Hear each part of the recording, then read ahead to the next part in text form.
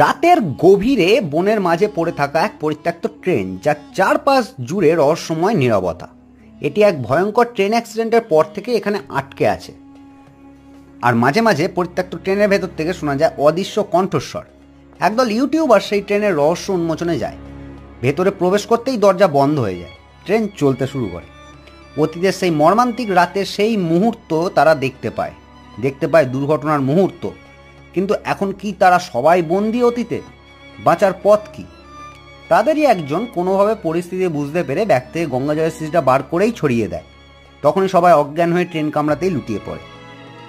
সবাই সকালবেলা ঘুম থেকে উঠে দেখে তারা সেই কামড়াতেই, এবং তাদের ক্যামেরায় থাকা সমস্ত ছবি ডিলিট হয়ে গেছে। তারা তাড়াতাড়ি বেরিয়ে আসে, আর তারা সেখানে যায় না। ডকুমেন্টারি বানানো বন্ধই হয়ে যায় প্রায়। রাতের গভীরে বনের মাঝে পড়ে থাকা